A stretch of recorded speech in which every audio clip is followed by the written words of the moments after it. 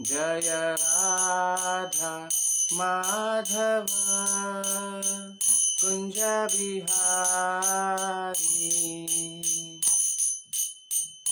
जय राधा माधव कुंज बिहारी। गोपीजन वल्लभ गिरिवरधारी। गोपीजन वल्लभ गिरिवरधारी। यशोदानंदन व्रज जनरंजन। यशोदानंदन व्रज जनरंजन। यमुना तीरावनचारी।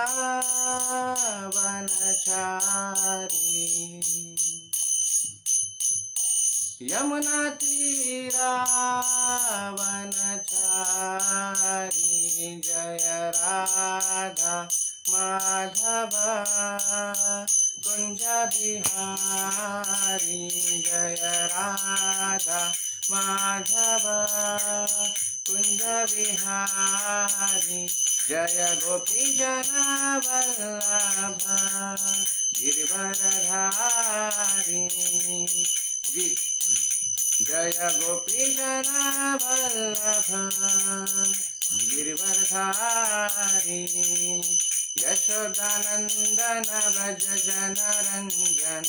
यशोदानंदन व्रज जनरंजन। यमुना तीरावनचारी। जय राधा माधव कुंज बिहारी। जय राधा माधव कुंज बिहारी। हरे कृष्णा कृष्ण कृष्ण हरे हरे। हरे राम राम राम हरे हरे। हरे कृष्ण कृष्ण कृष्ण हरे हरे। हरे राम राम राम हरे हरे। हरे कृष्ण कृष्ण कृष्ण हरे हरे। हरे राम राम राम हरे हरे। हरे कृष्ण कृष्ण कृष्ण हरे हरे। हरे राम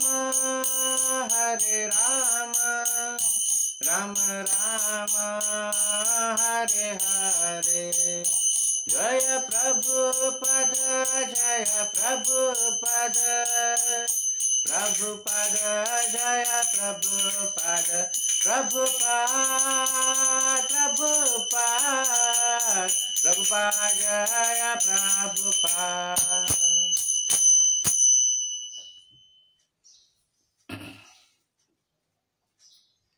ओम नमो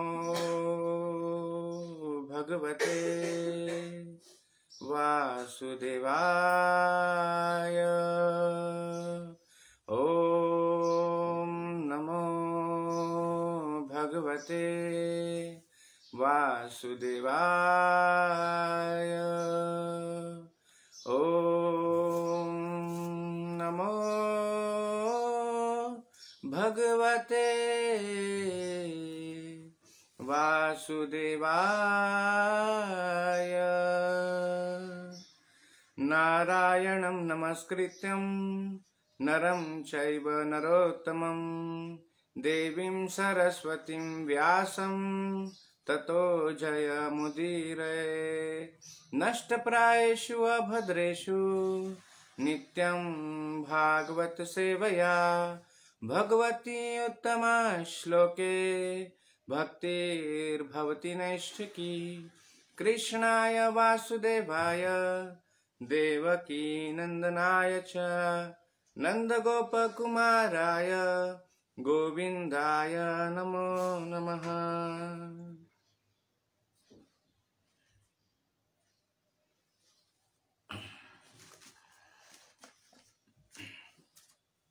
ग्रंथराज श्रीमद् भागवतम स्कंद 6 अध्याय 1। अध्याय का शीर्षक है अजामिल के जीवन का इतिहास। श्लोक क्रमांक 40। यमदूताऊचुः वेद प्रणहितो धर्मो यधर्मस्तद्विपर्ययः वेदो नारायणः साक्षात् स्वयंभूरिति शुश्रुमा। यमदूताऊचुः वेद प्रणहितो धर्मो यधर्मस्तद्विपर्ययः वेदो नारायणः साक्षात् स्वयंभूरिति शुश्रुमा।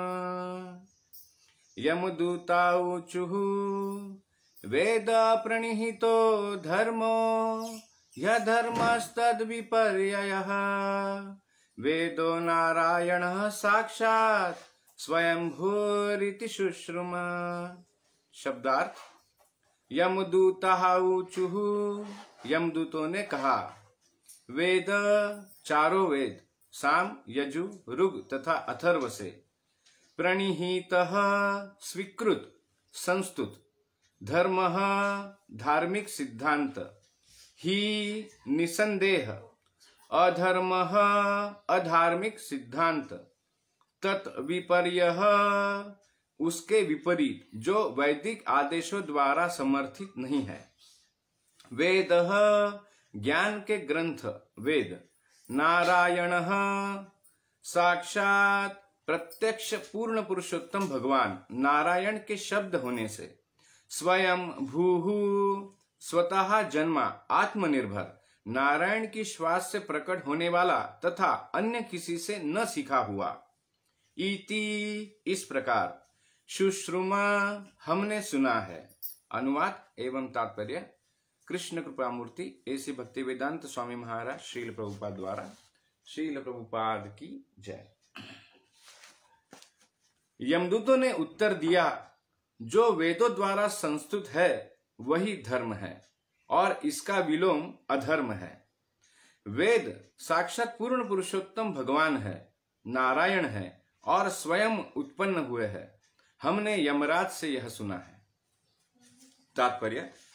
यमराज के सेवकों ने एकदम सही उत्तर दिया। उन्होंने धर्म या अधर्म के नियमों को गढ़ने की बजाय यमराज के मुख से जो सुना था उसे बतला दिया। महाजनो येन गतः सपंथः। मनुष्य को चाहिए कि महाजन अर्थात प्रामाणिक व्यक्ति का अनुसरण करे। यमराज 12 अधिकारियों अर्थात महाजनों में से एक है। इसलिए यमराज के सेवकों अर्थात यमदूतों ने पूर्ण स्पष्टता के साथ उत्तर दिया कि हमने सुना है अर्थात शुश्रुम। आधुनिक सभ्यता के सदस्य मनगढ़ंत दोषपूर्ण धार्मिक सिद्धांत गढ़ लेते हैं। यह धर्म नहीं है। वे यह जानते ही नहीं कि धर्म क्या है और अधर्म क्या है। इसीलिए जैसा कि श्रीमद् भागवत के प्रारंभ में कहा गया है, धर्मः प्रोज्झित कैतवत्र। वह धर्म जिसका समर्थन वेद नहीं करते श्रीमद् भागवत धर्म में अमान्य है। भागवत धर्म में उतना ही रहता है जो पूर्ण पुरुषोत्तम भगवान द्वारा प्रदत्त होता है। भागवत धर्म तो सर्वधर्मान परित्यज्य मामेकम शरणम व्रज है। मनुष्य को पूर्ण पुरुषोत्तम भगवान की सत्ता स्वीकार करके उनकी शरण में जाना चाहिए और वे जो कुछ कहते हैं मानना चाहिए। यही धर्म है। उदाहरणार्थ, अर्जुन यह सोचकर कि हिंसा अधर्म है युद्ध करने से इनकार कर रहा था, किंतु कृष्ण ने उसे युद्ध करने के लिए प्रेरित किया। अर्जुन ने कृष्ण के आदेश का पालन किया, अतएव वह वास्तव में धर्मी है, क्योंकि कृष्ण का आदेश धर्म है। भगवद गीता 15.15 में कृष्ण कहते हैं, वेदेश्च सर्वैर अहमेव वेद्यः। वेद अर्थात ज्ञान का असली उद्देश्य मुझे जानना है। जो कृष्ण को पूरी तरह जान लेता है वह मुक्त है।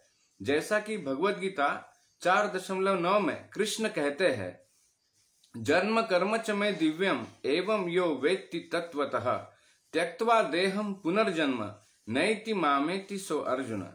हे अर्जुन, जो मेरे आविर्भाव तथा कर्मों की दिव्य प्रकृति को जानता है वह इस शरीर को छोड़ने पर इस संसार में पुनः जन्म नहीं लेता, अपितु मेरे सनातन धाम को प्राप्त होता है।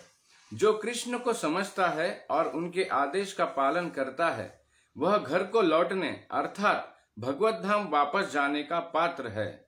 यह निष्कर्ष निकाला जा सकता है कि धर्म उसका द्योतक है जिसका वेदों में आदेश हुआ है, और अधर्म वह है जो वेदों द्वारा समर्थित नहीं है। वस्तुतः धर्म नारायण द्वारा गढ़ा हुआ नहीं है। वेदों में कहा गया है, अस्य महतो भूतस्य निश्वसितम एतद यद ऋग्वेदः इति। धर्म के आदेश परम पुरुष नारायण की श्वास से निकलते हैं। नारायण शाश्वत विद्यमान रहते हैं और शाश्वत श्वास लेते हैं। अतएव धर्म अर्थात नारायण के आदेश भी शाश्वत विद्यमान रहते हैं। मध्व गौड़ीय संप्रदाय के आदि आचार्य श्रील मध्वाचार्य कहते हैं, वेदानां प्रथमो वक्ता हरिरेव यतो विभुः अतो विष्णवात्मका वेदा इत्याहुर वेदवादिनः। वेदों के दिव्य शब्द पूर्ण पुरुषोत्तम भगवान के मुख से निकले हैं। अतएव वैदिक सिद्धांतों को वैष्णव सिद्धांत समझना चाहिए, क्योंकि वेदों के उद्गम विष्णु है। वेदों में विष्णु के आदेशों के अतिरिक्त कुछ भी नहीं है, और जो वैदिक सिद्धांतों का पालन करता है वह वैष्णव है। वैष्णव इस जगत द्वारा गढ़े हुए जन समुदाय का सदस्य नहीं होता। वैष्णव तो वेदों का असली ज्ञाता होता है, जिसकी पुष्टि भगवत गीता में हुई है, वेदेश्च सर्वैर अहमेव वेद्यः। ओम अज्ञानतिमिरन्धस्य ज्ञानाञ्जनशलाकया चक्षुरुन्मीलितं येन तस्मै श्रीगुरवे नमः। श्रीचैतन्य मनोभीष्टं स्थापितं येन भूतले स्वयं रूपः कदा मह्यं ददाति स्वपदान्तिकं।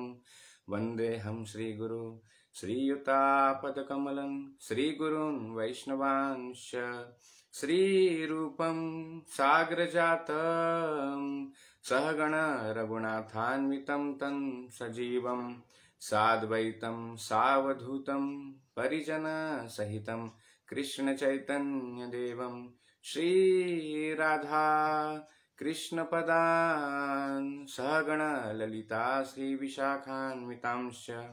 नमो विष्णुपादाय कृष्ण प्रेष्ठाय भूतले श्रीमते भक्ति वेदांत स्वामी निति नामिने। नमस्ते सारस्वते देवे गौरवाणी प्रचारिणे निर्विशेष शून्यवादी पाश्चात्य देश तारिणे।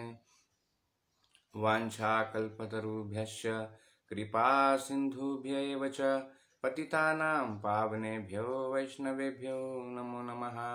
हे कृष्ण करुणा सिंधु दीनबंधु जगतपते गोपेश गोपिका कांत राधा कांत नमस्तुते।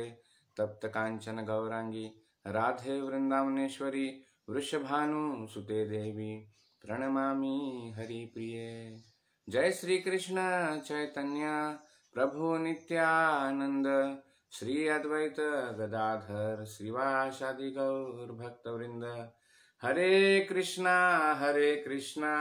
कृष्णा कृष्णा हरे हरे, हरे राम राम राम हरे हरे।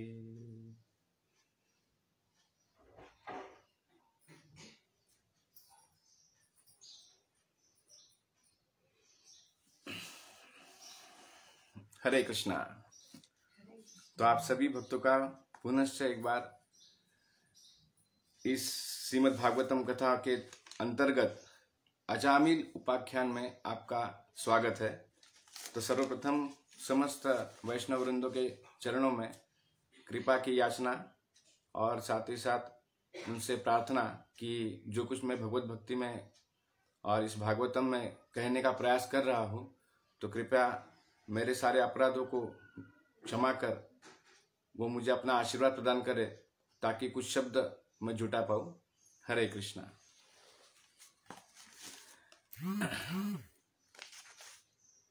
तो आज का जो श्लोक है अजामिल के जीवन के इतिहास में श्लोक क्रमांक 40। तो अभी तक हमने देखा कि अजामिल के प्राण जो है अब यमदूत लेकर जा रहे हैं। यमपाश से उसे बांधा है और उसे अभी ले जाने का प्रयास कर रहे हैं, और तत्क्षण वहां पर विष्णु दूतों का आगमन हो गया है और उन्होंने उन्हें रोक दिया है।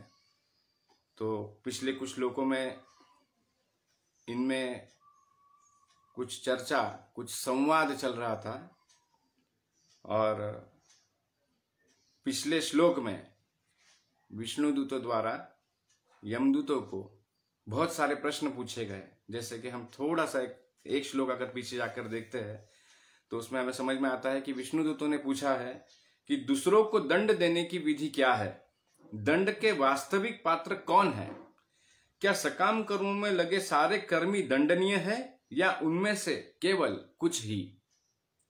तो ऐसे अनेक प्रश्न विष्णु दूतों द्वारा यमदूतों को पूछे गए।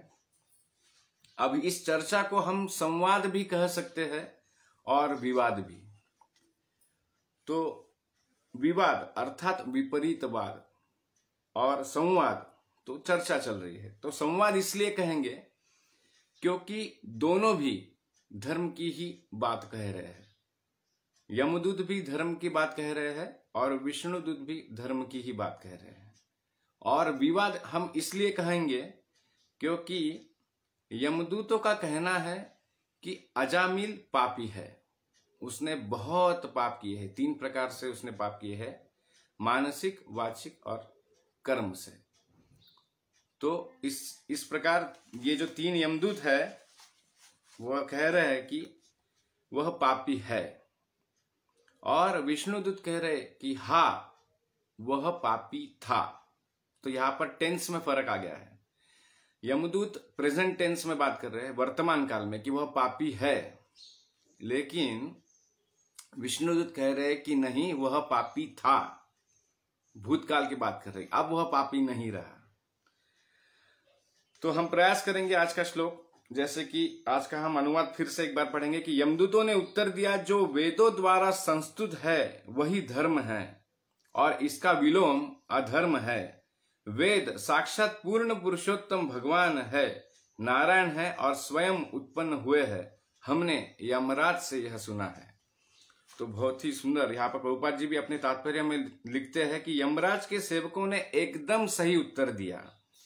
तो देखिए, जब भी किसी वाक्य को, या जैसे हम कहते हैं कि कभी कभी हम किसी व्यक्ति से कोई कथा सुनते हैं या फिर कोई प्रसंग सुनते हैं या कोई श्लोक सुनते हैं, तो इसे पड़तालना जो बोलते हैं हम कि यह सही है या गलत है। तो 3 सूत्र हम हमेशा सीखते हैं कि गुरु, साधु और शास्त्र, इन तीनों के माध्यम से हम समझ सकते हैं कि यह जो व्यक्ति कह रहा है यह प्रमाणित है या अप्रमाणित है। तो यहाँ पर उसी संकल्पना को यहाँ पे स्थापित किया गया है यमदूतों द्वारा। वे कह रहे हैं कि ये जो कुछ धर्म की बातें हम कह रहे हैं, जो वेदों द्वारा संस्तुत है वही धर्म है और इसका विलोम अधर्म है। विलोम अर्थात विरुद्ध। तो यह हमने साक्षात यमराज से सुना है। तो सुनने की विधि वह बता रहे। किनसे सुना है? एक ऑथराइज व्यक्ति से। जिस प्रकार हम देखते हैं कि गुरु शिष्य परंपरा से मिला हुआ जो हमें ज्ञान होता है वह प्रामाणिक होता है। इसीलिए हमारी जो भगवत गीता है उस पर लिखा गया है एज इट इज, यथारूप, जशी आहे तशी। तो इस प्रकार से हमें जो ज्ञान मिलता है गुरु शिष्य परंपरा की प्रणाली से वह हमें पूर्ण मिलता है। प्रभुपाद जी हमेशा कहते हैं कि हमारी इंद्रियां अपूर्ण है। मनुष्य हमेशा 4 दोषों से पूर्ण है कि वह हमेशा भ्रम में रहता है, वह गलती करता है और उसकी इंद्रियां अपूर्ण है और वह दूसरों को धोखा देता है। तो ये 4 स्वाभाविक गुण, ये दोष जो है ये मनुष्य में पाए जाते हैं। लेकिन प्रभुपाद जी हमेशा कहते हैं कि मैं ठीक है, मेरी इंद्रियां अपूर्ण है, लेकिन मैं जो आपको ज्ञान दे रहा हूं वो पूर्ण दे रहा हूं क्योंकि यह मेरे गुरु ने मुझे प्रदान किया है। तो इसी प्रकार से, इसी अतिकृत प्रकार से ही हमें योग्य ज्ञान मिलता है। तो यहाँ पर यमदूत कह रहे हैं कि हमें यह जो ज्ञान है हमने यमराज से सुना है। उन्होंने धर्म या अधर्म के नियमों को गढ़ने की बजाय यमराज के मुख से जो सुना था उसे बतला दिया। अभी देखिए, उन्होंने कोई मनगढ़ंत इसमें अपना कोई बातें नहीं बताते बैठे। जैसे कि छोटा सा एक कथा आती है, शायद भक्ति सिद्धांत सरस्वती गोस्वामी महाराज ने यह अपने एक शायद प्रवचन में यह कथा बताई थी कि दो दर्जी होते हैं और एक बार वो दोनों एक मतलब वाद उनमें शुरू हो जाता है कि कपड़ा काटने के लिए चाकू योग्य है या कैंची योग्य है। और फिर इस प्रकार जब वो धीरे धीरे चर्चा करने लगते, चर्चा करते करते करते जो है वो वाद में परिवर्तित हो जाता है, उनमें झगड़ा शुरू हो जाता है और फिर दोनों अपनी अपनी बात पर अड़ जाते हैं और कहते हैं कि नहीं कैंची ही सही है, और दूसरा बोलता है कि नहीं चक्कू ही सही है, कपड़ा काटने के लिए जो है वही सही है। और फिर वो दोनों में इतना वाद बढ़ जाता है कि वाद बढ़ते बढ़ते बढ़ते जो है आखिर में जिसका मत होता है कि चक्कू से काटना ही सही है कपड़े को, वह दूसरे दर्जी को जो है दरिया में धकेल देता है। अब जैसे ही वो दरिया में धकेलता है, गिर जाता है, पानी में डूबने लगता है, उसे तैरना नहीं आता है और वो डूब रहा है, अंदर जा रहा है और उसको जो है अभी मरने के लिए आ रहा है, फिर भी उसने अपनी 2 उंगलियां ऊपर उठाया और कह रहा है कैंची सही है। तो इस प्रकार कट्टरता से लोग अपना एक चीज को जो है पकड़कर बढ़ जाते हैं, मनगढ़ंत धर्म बना लेते हैं। तो यहाँ पर कह रहे हैं कि उन्होंने कोई नियमों को गढ़ने के बजाय यमराज के मुख से जो सुना था उसे बतला दिया। ये वास्तविक परंपरा, ये वास्तविक इस प्रकार से हमने ज्ञान को बताना चाहिए। अब जिनका वह रेफरेंस दे रहे हैं कि किन से सुना है, तो यमराज कोई साधारण व्यक्ति नहीं। यमराज तो जो 12 महाजन हैं, जो अधिकारी है, उनमें से एक आते हैं। जिस प्रकार हम देखें कि 12 महाजनों में स्वयंभूर नारदा शंभु कुमार कपिलो मनु प्रहलादो जनको भीष्मोर बलिर वैया सकीर वयम। तो इसमें आगे ये श्लोक आएगा। यमराज जी कहते हैं कि स्वयंभू अर्थात ब्रह्मा, नारद, शंभु अर्थात शिव जी, चतुष कुमार, कपिल मुनि, मनु, प्रहलाद, जनक राजा, भीष्म, बलि, उसके बाद सुखदेव गोस्वामी और स्वयं यमराज, ये 12 महाजन आते हैं। तो 12 महाजनों में से एक अधिकारी व्यक्ति यमराज के द्वारा उन्होंने यह श्रवण किया है। तो ये श्रवण करने की पूर्ण विधि है। इस प्रकार से हम सीख सकते हैं कि शास्त्रों को हमने किस तरह से समझना चाहिए। तो आज का यह जो श्लोक है, ये विशेष रूप से अगर हम तात्पर्य पर देखे जाएंगे तो प्रभुपाद जी ने इसमें वेदों की महिमा का ही सबसे ज्यादा वर्णन किया है। वेदों की महिमा का पूर्ण रूप से इसमें वर्णन किया है इस तात्पर्य में। तो प्रभुपाद के ही द्वारा हम समझ सकते, प्रभुपाद हमेशा कहते हैं कि शास्त्र को केवल पढ़े नहीं। आज प्रभुपाद जी ने, हम देखते हैं कि कई पुस्तकें प्रभुपाद जी ने लिखी, 50 से अधिक पुस्तकें प्रभुपाद जी ने लिखी, जिसमें कि श्रीमद् भगवद गीता, श्रीमद् भागवतम, चैतन्य चरितामृत जैसे महान ग्रंथ है जिस पर उन्होंने अपने तात्पर्य दिए, और साथ ही साथ अनेक छोटी पुस्तकें लिखी। तो प्रभुपाद हमेशा कहते थे कि इसका हमने केवल इसे एज अ बुक पढ़ना नहीं चाहिए। पुस्तक पढ़ने का सही विधि है उसका अध्ययन करना चाहिए, उसे सीखना चाहिए। तो प्रभुपाद कहते हैं कि मेरे पुस्तकों को केवल पढ़े नहीं, उसका अध्ययन करें। अगर हमने ऐसा सोचा कि पढ़ना है तो हम सोचेंगे कि ये किताब है, ये मेरे हाथ में है और ये मैंने 8 दिन में पढ़कर खत्म कर दी, तो इससे हमें ज्ञान नहीं मिलेगा। अगर हम उसका अभ्यास करेंगे तो हमें समझ में आएगा कि इसमें क्या हमें सीख मिलती है। तो प्रभुपाद का हमेशा यही आग्रह रहा है कि हम शास्त्र पढ़े नहीं तो अध्ययन करें। अब बात यह है कि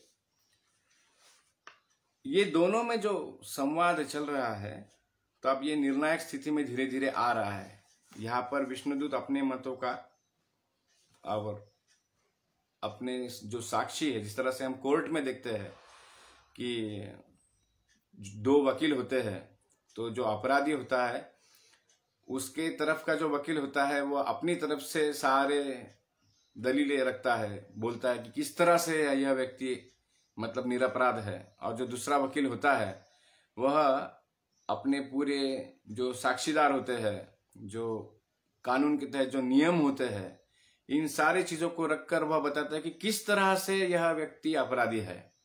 तो इस प्रकार से अपराधी है और अपराधी नहीं है, इन दोनों में एक डिसाइसिव डिस्कशन दोनों के बीच में चलते रहता है, दोनों वकीलों के बीच में। तो इसी प्रकार यहाँ पर अब विष्णुदूत और यमदूत, इन दोनों के बीच में यह प्रारंभ हो गया है। तो हम देखते हैं कि अगर वेदों का जिस तरह से इस अध्याय में, इस तात्पर्य में वेदों का महिमा जो वर्णित किया है, तो इसे अगर हम देखा जाए तो इस पूरी सृष्टि का जो कानून है वो कैसे चल रहा है। अगर हम देखा जाए कि ये जो कर्म का जो जैसे जिस तरह से ये व्याख्या यहाँ पर यमदूत कर रहे हैं और वो कह रहे हैं कि इसे हम यमपुरी ले जा रहे हैं अजामिल को, तो देखते हैं कि हमको वेदों से क्या प्रेरणा मिलती है, वेदों से हम क्या सीख ले सकते हैं। यहाँ पर जो वेदों का महिमा वर्णित किया गया है, तो कुछ मुद्दे, कुछ चीजें यहाँ पर सामने दिखती है, जैसे कि अनुशासन।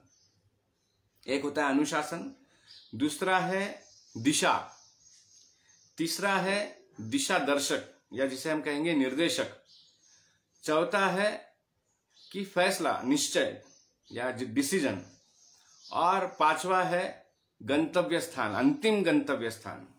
तो अगर अंग्रेजी में देखेंगे तो ये 5D बनते हैं, 5D। तो पहला होता है डिसिप्लिन, दूसरा होता है डायरेक्शन, तीसरा होता है डायरेक्टर, चौथा होता है डिसीजन, और पांचवा होता है डेस्टिनेशन। फिर से एक बार हम रिपीट करते हैं, पहला डिसिप्लिन, फिर डायरेक्शन, फिर डायरेक्टर, फिर डिसीजन, और अंतिम पांचवा होता है डेस्टिनेशन।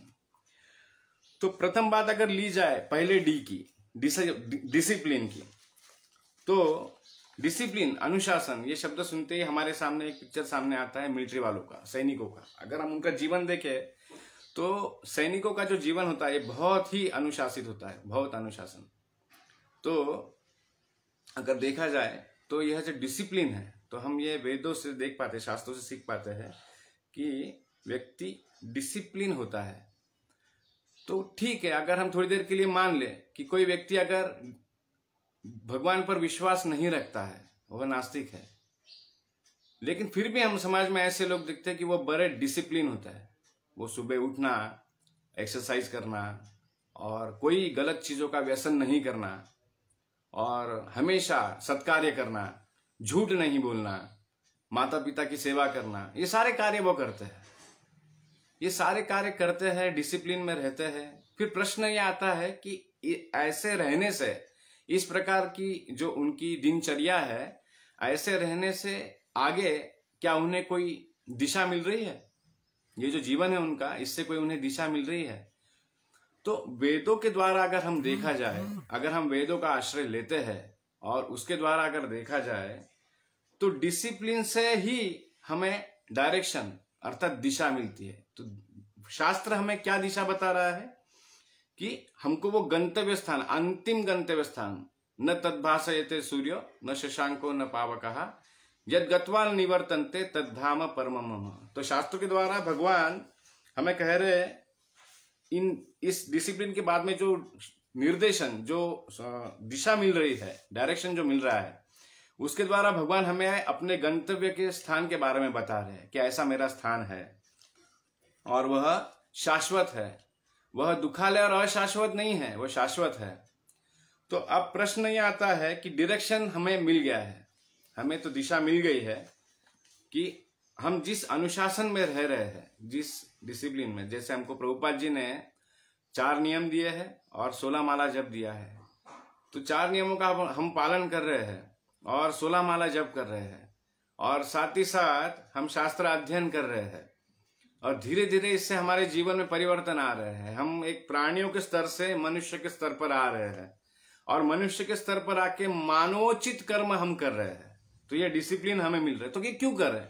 तो अब डायरेक्शन मिल रहा है कि हाँ, वो गंतव्य स्थान, जो अंतिम गंतव्य स्थान है, वहां तक पहुंचना है।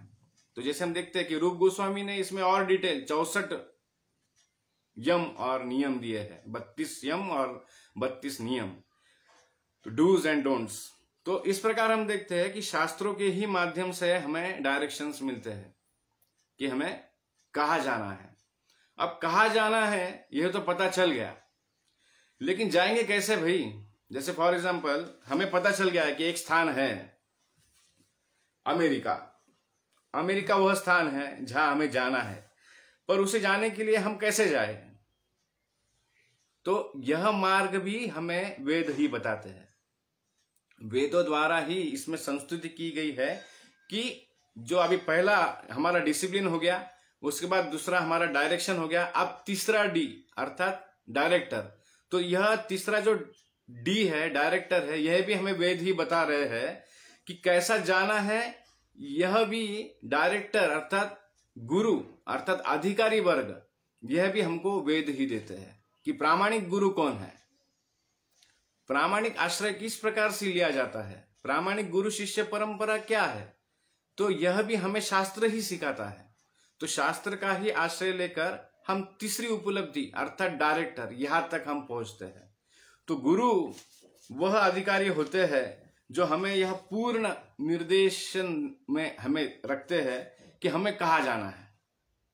वो जो गंतव्य स्थान है, सोचिए हमें यहां से अमेरिका जाना है, अब हम पूछे कि कैसे जाए, तो कोई हमें बताएगा कि आपको पहले यहाँ से स्टेशन जाना पड़ेगा, स्टेशन से फिर आपको बंबई पहुंचना पड़ेगा, और फिर बंबई पहुंचने के बाद वहां के एयरपोर्ट पर आपको जाना पड़ेगा, और फिर एयरपोर्ट में से वहां पर हमें टिकट बनवा कर, वीजा पासपोर्ट जो भी है वो सब रेडी रखकर, और फिर वहां से हमें जो फ्लाइट रहेगा वो सारे नियमों का पालन कर फिर हमें अमेरिका के लिए उस फ्लाइट में बैठकर जाना होगा। तो ये जो चीजें हैं, ये एक व्यक्ति, एक डायरेक्टर केवल फिल्मों का डायरेक्टर नहीं होता है, जो निर्देशक होता है वो केवल फिल्मों का नहीं होता है। तो हम देखते हैं जैसे 12 महाजन है, यह सब डायरेक्टर है, ये निर्देशक है। इन्हीं के निर्देशन में समस्त लोग जो है इस ज्ञान को प्राप्त करते हैं। तो इन डायरेक्टर के गुरु के माध्यम से हम सीख सकते हैं कि उस गंतव्य स्थान को किस तरह जाया जाए। अब चौथा इसमें डी आता है डिसीजन। अब 3 चीजें तो समझ में आ गई। अनुशासन में हम रह रहे हैं, नियम का पालन कर रहे हैं, नाम जप कर रहे हैं, शास्त्र का अध्ययन कर रहे हैं। अध्ययन का फिर से मैं एक बार दोहराऊं, पढ़ नहीं रहे हैं, अध्ययन कर रहे हैं, आत्मसात कर रहे हैं उस अध्ययन को। और जब हम आत्मसात करने लगते हैं तो धीरे धीरे जो है हमें दिशा मिलने लगती है। दिशा के बाद डायरेक्टर अधिकारी, हमें आश्रय मिलता है। हमारे अगर इस्कॉन में अगर हम देखा जाए तो देश विदेश में ऐसे हजारों व्यक्ति है कि जो केवल उनके हाथों में प्रभुपाद जी का पुस्तक आया और केवल एक पुस्तक पढ़ने मात्र से उनका पूरा जीवन बदल गया, और वह ढूंढते हुए इस्कॉन के सेंटर्स में गए और वहां पर उन्होंने गुरु का आश्रय लिया। तो ये क्यों होता है? क्योंकि उन्होंने उन शास्त्रों का अध्ययन किया है, ना कि पढ़ा है।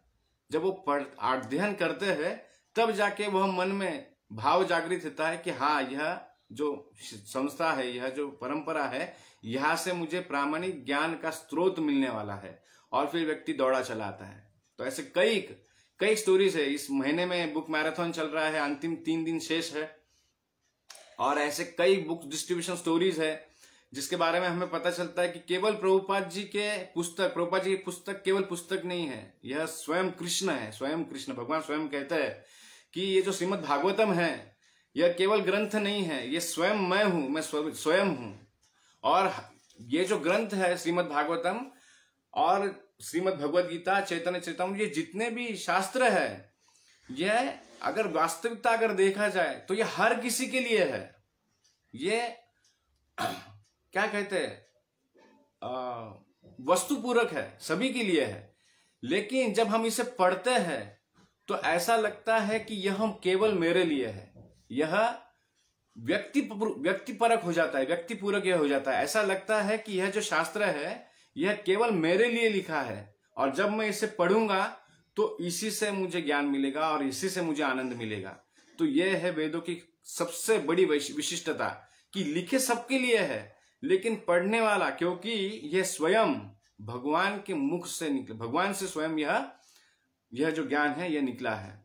यह ज्ञान किसी हमारे तुम्हारे जैसे व्यक्ति ने नहीं दिया है। जैसे हम देखते हैं मनगढ़ंत जो धर्म लोग स्थापित करते हैं, मनगढ़ंत फतवे लोग निकालते हैं, और कुछ दिनों बाद में फिर जो है लोगों का विरोध उससे शुरू हो जाता है कि नहीं ये गलत है, ये गलत है। लेकिन वेदों में अगर हम देखा जाए तो वैदिक सभ्यता से लेकर आज तक अगर हम देखे जाए तो जैसे हम गाय के गोबर से भगवान का जो आसपास का आंगन है उसे हम शुद्ध करते हैं, और वह तो वास्तविकता एक प्राणी की विष्ठा है, किंतु वेदों में संस्तुत है कि गौ माता का जो गोबर है वह कितने शुभ है, तो हम उसको एज इट इज स्वीकार करते हैं। वैज्ञानिकों ने भी इसे सिद्ध किया है कि गौ माता का जो गोबर है वह कितना फायदेमंद है।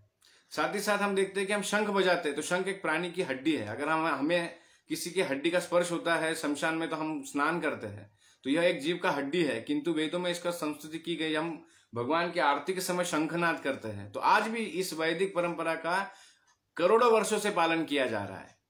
तो यह ज्ञान जो है अपौरुषेय ज्ञान है, यह भगवान द्वारा संस्तुत है, इसे किसी ने मढ़ा या गढ़ा नहीं है। तो इन तीन चीजों के बाद में अब चीज आती है डिसीजन की। तो पहली देख लिया डिसिप्लिन, फिर डायरेक्शन, फिर तीसरा डायरेक्टर, अब चौथा है डिसीजन। तो ठीक है, अनुशासन आ गया, उसके बाद में दिशा मिल गया, दिशा के पश्चात हमें गुरु भी मिल गए, प्रामाणिक गुरु। हमने गुरु का आश्रय भी ले लिया, गुरु ने हमारा दीक्षा भी कर दिया, हमको माला दे दिया, और उन्होंने हमसे वचन लिया कि आपको 4 नियमों का पालन करना है और 16 माला का जप करना है। ये उन्होंने हमसे वचन भी ले लिया, और गंतव्य स्थान पर ले जाने का उन्होंने हमें कह दिया कि इन नियम का पालन करो, आप निश्चित भगवत धाम जाओगे। अब है डिसीजन, अब ये करना है या नहीं करना है ये हम पर निर्भर है। तो ये कैसे करना सही रहेगा ये भी हमें शास्त्र ही बताते हैं।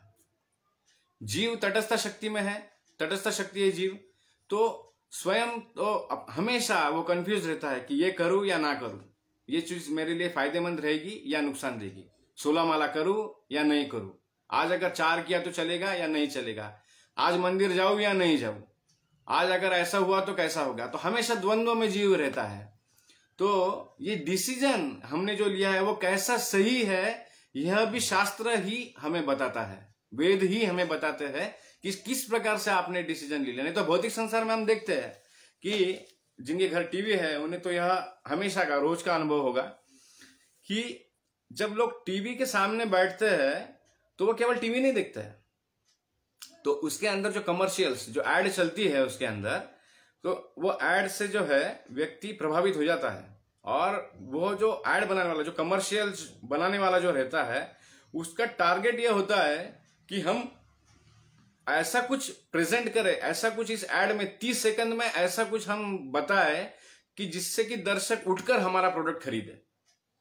तो डिसीजन अब तक हमने लिया नहीं है, हमारा कोई विचार नहीं था उस प्रोडक्ट को खरीदने का, लेकिन बताने वाला उसको ऐसे ढंग से प्रस्तुत करता है कि हम जाकर तुरंत उद्युक्त हो जाते हैं कि यह जाकर प्रोडक्ट खरीद ले। तो यह डिसीजन बनाने का काम इस तरह से भौतिक जगत में हमसे करवाया जाता है। तो शास्त्र तो इससे कई गुना प्रगत है, आध्यात्मिक जगत है। तो यह डिसीजन जो अंतिम गंतव्य जो दिया है, डेस्टिनेशन जो लास्ट 5D है हमारा डेस्टिनेशन, वहां पर कैसा पहुंचा जाए यह ज्ञान भी, ये डिसीजन कैसा लिया जाए इसका ज्ञान भी हमें वेदों के माध्यम से मिलता है। जैसे कि हम राजा परीक्षित का उदाहरण देखते हैं, एक मरणासन्न व्यक्ति का क्या कर्तव्य है, तो कोई कह रहा है कि ये करो, वो करो, अन्नदान करो, गो सेवा करो, किंतु सुखदेव गोस्वामी कहते हैं कि नहीं राजन, केवल कृष्ण कथा। और फिर श्रीमद् भागवतम का आरंभ हुआ, और श्रीमद् भागवतम का केवल श्रवण मात्र से उन्होंने वो डिसीजन स्वीकार कर लिया एज इट इज, जशिया है तशी यथारूप। सुखदेव गोस्वामी का जो वह निर्णय है वह परीक्षित राजा ने वह डिसीजन पर आ गए, उन्होंने ले लिया वह डिसीजन कि मुझे कथा श्रवण करना है, भगवान के प्रति मुझे जो है सुनना है, श्रवण करना है। और केवल 7 दिन उन्होंने वह सुखदेव गोस्वामी के मुख से निकली हुई वो अमृतवाणी का उन्होंने प्राशन किया अपने कर्णों द्वारा, और अंत में उन्होंने परम गंतव्य जो डेस्टिनेशन है वह प्राप्त किया। तो ये 5D हम एक बार फिर से रिपीट करेंगे कि डिसिप्लिन, डायरेक्शन, डायरेक्टर, डिसीजन और डेस्टिनेशन। तो ये 5 चीज जो है आज हम इस तात्पर्य से हम सीख रहे हैं। और इस तरह से अगर हम प्रयास करते हैं तो हम अंतिम गंतव्य तक पहुंचेंगे। यह वेद, साथ ही साथ गुरु, साथ ही साथ अधिकारी, यह हमें शाश्वती देते हैं कि हाँ, आप बिल्कुल आखिरी गंतव्य स्थान तक आप बिल्कुल पहुंचेंगे। तो इस प्रकार से आज का इस तात्पर्य में हमने देखा कि किस प्रकार से वेदों की महिमा का इसमें वर्णन किया गया है। प्रभुपाद जी जब विदेश में थे, एक दिन लंदन में थे प्रभुपाद जी, तो एक बहुत बड़े लीडर का वहां पर निधन हो गया। वो 45 दिन कोमा में था। 45 दिन के बाद में उस व्यक्ति का निधन हुआ। और उस वक्त के जो प्रभुपाद जी के जो डिसाइपल थे, तो बड़े प्रश्न किया करते थे प्रभुपाद जी से, अलग अलग तरह के प्रश्न होते थे। तो एक शिष्य ने आके प्रभुपाद जी से ऐसे ही कहा कि प्रभुपाद जी, उस व्यक्ति को 45 दिन वह कोमा में था और 45 दिन के पश्चात उसका निधन हुआ, तो आपका क्या कहना है इस पर? तो प्रभुपाद जी कहते हैं कि 45 दिन तक यमराज उनके कर्मों का हिसाब कर रहे थे कि इसका अंतिम गंतव्य क्या होगा, इसे कहाँ जाना होगा। तो इस प्रकार से हम देखते हैं कि अगर हम वेदों में वर्णित भगवान की वाणी जो है, इसका अगर हम पालन करेंगे और भागवत धर्म का अगर हम सेवा करेंगे, भागवत धर्म को अपनाएंगे, तो निश्चित ही हम अपने फाइनल डेस्टिनेशन तक जाएंगे। ये प्रभुपाद जी स्वयं गारंटी देते हैं। तो आगे हम देख रहे हैं कि आज इस श्लोक के ही रिलेटेड आने वाले सफला एकादशी के दिन एक महान वैष्णवाचार्य देवानंद पंडित, इनका तिरोभाव दिवस है। तो एक 10 मिनट के अंदर हम ये कथा को हम समाप्त करेंगे, क्योंकि आज का जो ये हमारा टॉपिक है, जो इसी तिरोभाव से, जो इनका देवानंद पंडित जी का जो तिरोभाव दिवस है, तो देवानंद पंडित जैसे महान वैष्णवाचार्य, इनके जीवन से ही निगड़ित एक प्रसंग हम आज डिस्कस करेंगे जो आज के तात्पर्य से रिलेट करेगा। तो देवानंद पंडित जी कुलियाग्राम में रहते थे और वह बहुत ही सुंदर श्रीमद् भागवतम के वाचक थे और दूर दूर से विद्यार्थी जो है उनसे श्रीमद् भागवतम सुनने के लिए वहां पर आया करते थे। तो एक दोपहर जब देवानंद पंडित श्रीमद् भागवतम का पाठ कर रहे थे और कई सारे विद्यार्थी वहां पर आकर वो श्रीमद् भागवतम बड़े ही आनंद से सुन रहे थे, और अचानक भगवान के अन्य नित्य पार्षद श्रीवास पंडित वहां पर पहुंचे। श्रीवास पंडित पहुंचने के बाद वह श्रीमद् भागवतम के श्लोक सुनकर पूरी तरह से भाव विभोर हो गए और भाव विभोर होकर वह रोने लगे, विलाप करने लगे, नीचे जमीन पर लोटपोट होने लगे और गिर पड़े वह और जमीन पर लौटने लगे। तो ये देखकर जो बाकी अन्य विद्यार्थी है वो अस्वस्थ हो गए। उन्हें कहा कि अरे कौन बूढ़ा व्यक्ति आकर यहाँ पर क्या हमें, मतलब इसके कारण जो है इतना सुमधुर हम श्रीमद् भागवतम के श्लोक सुन रहे थे और क्या आकर इसने पूरा खराबा कर दिया, हमारा पूरा मूड खराब कर दिया इसने। और फिर उसमें से कुछ ऐसे उद्दंड विद्यार्थी थे जो उठे और उन्होंने उठकर उन श्रीवास पंडित को उठा लिया और बाहर जाके उनको हकाल दिया। और श्रीवास पंडित बहुत भाव विभोर थे, रो रहे थे। इन विद्यार्थियों ने उठा के उन्हें बाहर फेंक दिया। श्रीवास पंडित उठे, उनसे कुछ नहीं कहा और वह अपने घर चले गए। उसके पश्चात उस वक्त श्री चैतन्य महाप्रभु का आविर्भाव हुआ नहीं था। यह जो घटना चैतन्य महाप्रभु के आविर्भाव के पहले की थी, तो उस वक्त उनका आविर्भाव हुआ नहीं था। उसके पश्चात जब कुछ वर्षों बाद श्री गौरांग सुंदर का जब आविर्भाव हुआ, श्री चैतन्य महाप्रभु का जब आविर्भाव हुआ और उन्होंने जब अपनी महाप्रकाश लीला की, 21 घंटे की जो उनकी महाप्रकाश लीला थी, उस समय उन्होंने श्रीवास पंडित को यह जो प्रसंग उनके साथ हुआ था वो उन्हें बताया और कहा कि तुम्हें याद है कि ऐसा तुम्हारे साथ हुआ था। तो श्रीवास पंडित ने कहा कि हाँ मुझे याद है, ऐसा हुआ था। जब ये प्रसंग हुआ था उस वक्त देवानंद पंडित ने मूक दर्श होकर बैठे रहे, उन्होंने कुछ भी नहीं कहा। जैसे कि हम पिछले 2 श्लोक पहले भी हमने एक बार डिस्कस किया था कि यदि हम सोचते हैं कि किसी के साथ में अगर अपराध हो रहा है, किसी के प्रति अपराध हो रहा है और हम केवल मूक बैठे, हम उसमें सम्मिलित नहीं है, देख रहे हैं केवल, तो हमें ऐसा लगता है कि मैंने तो कुछ नहीं किया है, मैंने उन्हें कुछ नहीं कहा है। तो हमें ऐसा लगता है कि हमने कोई अपराध किया नहीं, लेकिन एक प्रकार से हम उस अपराध में सहभागी होते हैं कि हम देख रहे हैं वो अपराध हम वहां पर हो रहा है, फिर भी हम उसमें कोई प्रतिकार या फिर जो उचित उस वक्त का जो हमारा धर्म है वो अगर हम नहीं कर रहे हैं तो हम भी उस अपराध में उतने ही सहभागी होते हैं। तो वहां पर देवानंद पंडित जी ने मुक दर्शक बने रहे, उन्होंने कुछ नहीं कहा। तो यह जब लीला, ये जो प्रसंग हुआ और 21 घंटे का जब महाप्रकाश लीला भगवान का हुआ, उन्होंने वो रियलाइज करवाया श्रीवास पंडित को कि तुम्हारे साथ ऐसा हुआ है। तो उन्होंने कहा कि हाँ। और फिर उसके कुछ दिनों बाद एक बार नदिया नगर में भगवान श्री चैतन्य महाप्रभु घूम रहे थे और महेश्वर विशारद पंडित के यहाँ पर वह आए और वहीं पर देवानंद पंडित भी थे और वह श्रीमद् भागवतम का वाचन कर रहे थे। और चैतन्य महाप्रभु ने जैसे ही वो श्रीमद् भागवतम के श्लोक सुने तो वो बहुत गुस्से में आ गए चैतन्य महाप्रभु, और उन्होंने कहा कि मूर्ख, यह व्यक्ति क्या श्रीमद् भागवतम का विवरण कर रहा है। इस जैसे व्यक्ति जो केवल प्रसिद्धि के लिए, यश के लिए श्रीमद् भागवतम का वर्णन करते हैं और कथा वाचन करते हैं, वह केवल अपना विनाश करते हैं, वह अपना स्वयं का विनाश कर रहे हैं। ऐसा वो बड़े गुस्से में बोले और ऐसे आवाज में बोले कि बाजू में जो देवानंद पंडित बैठे थे उन्होंने वह सुन लिया। और ऐसा कह के और फिर वो वहां से आगे चल गए चैतन्य महाप्रभु। तो जो देवानंद पंडित के साथ और वहां के आसपास के जो और सारे जो लोग थे वो चैतन्य महाप्रभु के पास में आए और अपनी कृपा की याचना करने लगे। तो फिर चैतन्य महाप्रभु आगे बोलने लगे कि सारे वेद जो है यह दही के समान है। तो देखो आज हम तात्पर्य में कह रहे हैं कि वेदों की महिमा ये भगवान से निस्तृत है और ये सारे वेद जो है ये दही के समान है। और श्रीमद् भागवतम इस दही को सुखदेव गोस्वामी ने मतकर इसका बटर मक्खन तैयार किया है। तो वो जो मक्खन है उसका रसास्वादन, उस मक्खन का स्वादन परीक्षित राजा कर रहे हैं। तो भागवत जो है, श्रीमद् भागवत इन सारे वेदों का मक्खन है और यह मक्खन जो है वो परीक्षित जैसे राजा उसे ग्रहण कर रहे हैं। तो कोई व्यक्ति इस प्रकार से अगर मुझ में श्रीमद् भागवतम में स्वयं मैं हूं, मैं स्वयं अवतरित हुआ हूं इस भागवतम के माध्यम से, और कोई व्यक्ति यदि मुझ में और मेरे भक्तों में और श्रीमद् भागवतम में अगर अंतर करता है तो वह अपना विनाश स्वयं कर लेता है। तो वह मेरा अपराधी है जो मेरे भक्तों के प्रति अपराध करता है। ऐसा वो कहकर चले गए। उस वक्त देवानंद पंडित ने कुछ नहीं कहा, उनके मन में चैतन्य महाप्रभु के बारे में कोई भाव नहीं था, वो शांत रहे, वो कुछ नहीं कहे। कुछ सालों बाद श्री चैतन्य महाप्रभु ने जब संन्यास दीक्षा लिया और वो नीलाचल गए, नीलाचल में रहने लगे और फिर धीरे धीरे उनकी कीर्ति सर्वदूर फैल गई।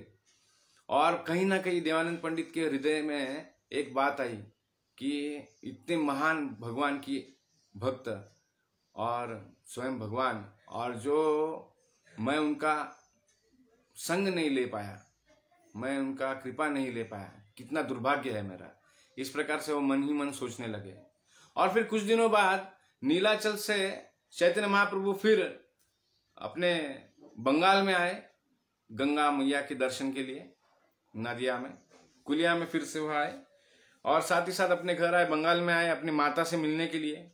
और हजारों हजारों का जनसंख्या, हजारों का जन समुदाय जो है वह उनका केवल दर्शन करने के लिए, उनके चरणों का स्पर्श करने के लिए, उनके मुख का दर्शन करने के लिए हजारों की भीड़ वहां पर उपस्थित हुई। और हर कोई जो है वहां पर भगवान के संग के लिए उत्सुक था। और उसके पहले हुआ ऐसा कि एक बार उस कुलिया ग्राम में वक्रेश्वर पंडित आए थे।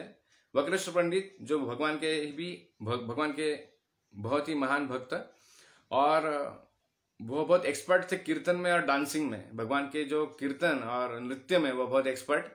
तो वह एक बार अपने किसी अन्य भक्त के घर कुलिया में आए थे और कुलिया में आने के बाद यहाँ पर जो देवानंद पंडित है, तो देवानंद पंडित जी ने देखा कि वक्रेश्वर पंडित वहां पर आए हैं, तो वह भी वहां पर गए।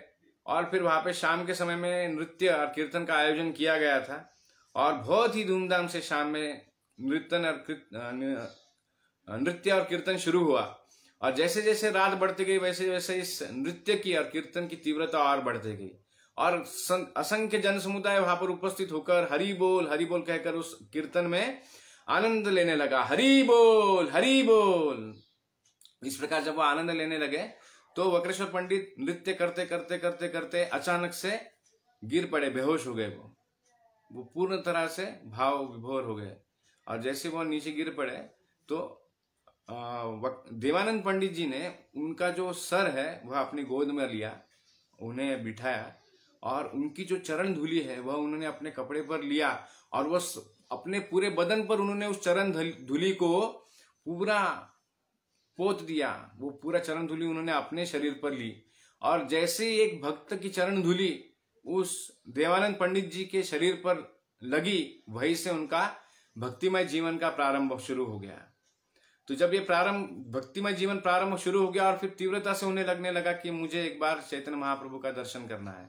और फिर चैतन्य महाप्रभु कुछ दिनों बाद में अपने फिर पश्चिम बंगाल में जब आए और वहां पर उन्होंने गंगा मैया और अपनी माता का दर्शन किया और बाद में जब वहां से वह आगे जाने लगे तो एक कोने में वहां पर देवानंद पंडित खड़े थे। वो बड़े पश्चाताप की मुद्रा में खड़े थे और महाप्रभु ने उन्हें देखा तो वो गए और उन्होंने उनकी चरण पकड़े और उनसे क्षमा याचना करना शुरू कर दी देवानंद पंडित ने। तो फिर महाप्रभु कहते हैं कि हे देवानंद, चूंकि आपने वक्रेश्वर पंडित की सेवा की है, वक्रेश्वर पंडित के हृदय में स्वयं कृष्ण है, कृष्ण स्वयं वहां पर रहते हैं और आपने ऐसे भक्त की सेवा की है, इसलिए मैं तुमसे बहुत प्रसन्न हूं। और फिर वो उन्हें आगे कहते हैं कि ये जो ग्रंथ भागवत है और जो व्यक्ति भागवत है यह मुझसे अलग नहीं है। जो कोई मेरी सेवा करना चाहता है वो उसी प्रकार भक्तों की सेवा करे। जो भगवान के भक्तों की सेवा करेगा वो मुझे अत्यंत प्रिय है। और फिर उन्हें इस प्रकार से उपदेश देते हैं और फिर आगे वो कहते हैं कि देवानंद पंडित अभी आप जाइए और श्रीवास पंडित जी से क्षमा याचना कीजिए, आपने उनके प्रति अपराध किया था और आप जाकर उनके चरणों में उन्हें क्षमा याचना कीजिए उनसे और इस प्रकार तुम्हें मेरे विशुद्ध प्रेम, मेरा जो प्रेम है वो तुम्हें प्राप्त होगा। तो वो सुनकर देवानंद पंडित तुरंत वहां से निकले और श्रीवास पंडित जी के घर गए और श्रीवास पंडित जी के घर जाकर उन्होंने तुरंत उनके चरण पकड़े और गदगद स्वर से वह उन्हें क्षमा की याचना करने लगे कि हे प्रभु, मुझे क्षमा करो, मुझसे बहुत बड़ा अपराध हुआ, मैंने आपके प्रति अपराध किया। और श्रीवास पंडित जी ने उन्हें तुरंत हृदय से लगा लिया, उन्हें क्षमा कर दिया, उन्हें हृदय से लगा लिया और दोनों के आंखों से बहुत अश्रु उस वक्त निकलने लगे और श्रीवास पंडित ने उन्हें अपनी कृपा दी, उन्हें क्षमा किया और इस प्रकार देवानंद पंडित भगवान के एक महान भक्त हुए। तो इस प्रकार हम देख सकते हैं कि केवल श्रीमद् भागवतम के वाचन से हम जो है वेदों का सार नहीं समझ पाएंगे, हमें उसे अध्ययन करना चाहिए। जब हम अध्ययन करेंगे तब हमें समझ में आएगा कि जो शास्त्र है, जो श्रीमद् भागवतम है, वह और भगवान के भक्त ये कोई साधारण जीव नहीं है। तो हम अगर उनकी सेवा करेंगे, भक्तों के चरणों में अगर हम हमेशा प्रयत्नरत रहेंगे उनकी सेवा में, तो निश्चित ही हम भगवान की कृपा को प्राप्त करेंगे। तो इस प्रकार इस चर्चा को आज हम यहाँ पर विराम देते हैं। हरे कृष्णा कृष्णा कृष्णा हरे हरे, हरे राम राम राम हरे हरे। ग्रंथराज श्रीमद् भागवतम की जय। श्रील प्रभुपाद की जय।